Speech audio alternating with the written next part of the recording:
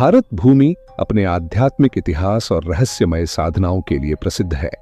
यहाँ धर्म, दर्शन और अनुष्ठानों की विविध परंपराओं ने एक ऐसी संस्कृति को जन्म दिया है जो जीवन के रहस्यों की खोज करती है। इन रहस्यमय अनुष्ठानों का केंद्र है महाकुंभ मेला। यह हर 12 वर्षों में गंगा, यमुना और सरस्वती के संगम पर आयोजित होता है और लाखों तपस्वियों, साधकों और श्रद्धालुओं को अपनी ओर आकर्षित करता है। 2025 के महाकुंभ में एक असाधारण घटना ने सभी का ध्यान अपनी ओर खींचा। एक महिला अघोरी, जिसे महाकालिका के नाम से जाना जाता था, वो अपने विचित्र और भयावह व्यवहार के कारण चर्चा का केंद्र बन गई। महाकालिका के बारे में यह बात लोगों में फैली कि महाकालिका पोटी खाकर साधना करती है। यह सुनते ही लोग घृणा और जिज्ञासा से भर उठे। लेकिन महाकालिका केवल एक विचित्र साधिका नहीं थी।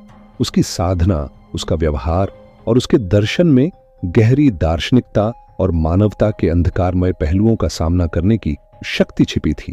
तो आइए जानते हैं कि महाकालिका पोटी खाकर साधना क्यों करती थी, और जब महाकुंभ मेले में महाकालिका को पोटी खाने से पुलिस ने रोका तो क्या चमत्कार हुआ।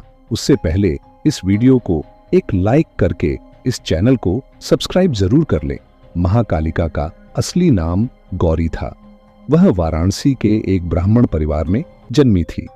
गौरी का बचपन साधारण था, लेकिन उसमें जिज्ञासा और अध्यात्म की ओर एक अद्भुत झुकाव था। उसके पिता, जो एक पंडित थे, उन्होंने उसे वेदों और उपनिषदों का ज्ञान दिया। गौरी का जीवन उस समय बदल गया जब वह मात्र 16 वर्ष की थी। एक दुर्घटना में उसने अपने माता पिता और छोटे भाई को खो दी। इस त्रासदी ने उसके भीतर गहरे सवाल पैदा किए। परिवार को खोने के बाद गौरी ने वाराणसी छोड़ दी।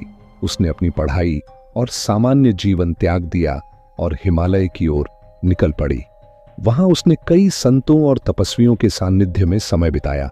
धीरे धीरे उसकी साधना उसे आत्मा और जीवन के गहरे रहस्यों की ओर खींचने लगी। गौरी की यात्रा उसे अंततः एक प्राचीन अघोरी आश्रम में ले गई, जहां उसकी मुलाकात दिगंबर नाथ नामक एक सिद्ध अघोरी से हुई। दिगंबर नाथ ने उसे अघोर परंपरा के दर्शन और साधना के मार्ग को समझाया। उन्होंने कहा, अघोरी वह है जो समाज द्वारा अस्वीकार की गई चीजों को अपनाता है। अघोर का अर्थ है जो भयानक नहीं है। हम शव, घृणा, मल और अंधकार को गले लगाते हैं, क्योंकि यही जीवन का सत्य है। गौरी ने दिगंबर नाथ के मार्गदर्शन में साधना शुरू की। उसने अपना नाम और पहचान छोड़ दी और महाकालिका बन गई। उसने श्मशान में रहना, शवों पर ध्यान लगाना और समाज द्वारा त्यागी गई चीजों को अपनाना शुरू की। महाकुंभ के तीसरे दिन महाकालिका संगम तट पर प्रकट हुई। वह काली साड़ी पहने, चिता की राख से लिपटी हुई और हाथ में त्रिशूल लिए हुए थी। उसकी आंखें गहरी और चमकदार थीं, जैसे किसी और ही दुनिया की झलक दिखा रही हों। जैसे ही वह संगम तट पर पहुंची, लोगों में खलबली मच गई। कुछ लोग भयभीत होकर दूर हट गए तो कुछ जिज्ञासा से उसे देखने लगे। महाकालिका ने तट के पास एक छोटा गड्ढा खोदा और उसमें ध्यान मग्न हो गई। थोड़ी देर बाद उसने पास पड़ी एक पत्तल से पोटी उठाया और उसे अपने हाथों से खाकर साधना में लीन हो गई। यह दृश्य देखकर श्रद्धालु हैरान रह गए। महाकालिका का यह कृत्य पूरे मेले में चर्चा का विषय बन गया। लोग तरह तरह की बातें करने लगे। रामदीन नामक एक बुजुर्ग ने कहा, यह स्त्री पागल है, यह किसी पाप का परिणाम हो सकता है। वहीं साधु तपेश्वर ने कहा, नहीं, यह कोई साधारण स्त्री नहीं है, यह अघोरी है। अघोरी समाज के पापों को अपने भीतर समाहित कर नष्ट करते हैं। यह साधना का सबसे कठिन मार्ग है। कुछ श्रद्धालुओं ने इसे भगवान का अपमान माना, जबकि कुछ ने इसे तपस्या का उच्चतम रूप समझा। अर्जुन नामक एक युवा शोधार्थी, जो अघोर परंपरा पर शोध कर रहा था, महाकालिका से मिलने गया।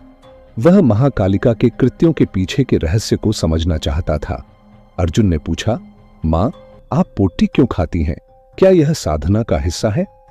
महाकालिका ने गहरी आवाज में उत्तर दी, यह केवल पोटी नहीं है, यह संसार की घृणा, पाप और लोभ का प्रतीक है। जब मैं इसे खाती हूं तो मैं इन कमजोरियों को आत्मसात कर नष्ट करती हूं। यह कठिन साधना है, लेकिन इसी में मुक्ति का सत्य छिपा है। अर्जुन ने फिर पूछा, लेकिन मां, समाज इसे घृणित मानता है, आप इसे क्यों अपनाती हैं? महाकालिका ने कहा, अघोरी वही है जो समाज द्वारा अस्वीकार की गई चीजों को अपनाए। हम केवल पोट्टी और शवों को ही नहीं अपनाते, हम मानवता के अंधकार को स्वीकारते हैं।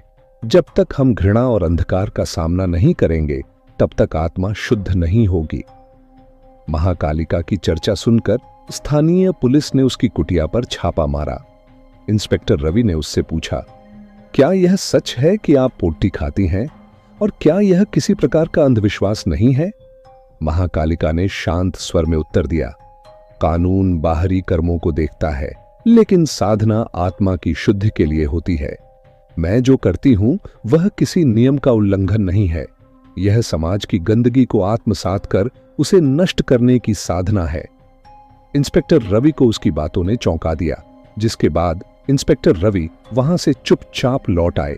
महाकालिका की साधना केवल अघोरी परंपरा का परिचय नहीं, बल्कि यह मानवता के भीतर छिपे अंधकार और कमजोरियों का समाधान है। जो चीजें हमें अस्वीकार्य लगती हैं, वे आत्मा की शुद्धि का मार्ग बन सकती हैं। महाकालिका का जीवन सिखाता है कि असामान्य और कठिन मार्ग ही मुक्ति का वास्तविक माध्यम बन सकते हैं। यह कहानी हमें आत्मा की शुद्धि के लिए जीवन के गहरे और कठिन सच को स्वीकारने का साहस देती है। सत्य घृणा और अंधकार के परे है। जो इसे देख सके वही मुक्त हो सकता है। महाकालिका जो पोट्टी खाकर साधना करती है, उस पे आप लोग क्या कहना चाहते हैं? इस वीडियो के नीचे कमेंट करके जरूर बताएं। धन्यवाद।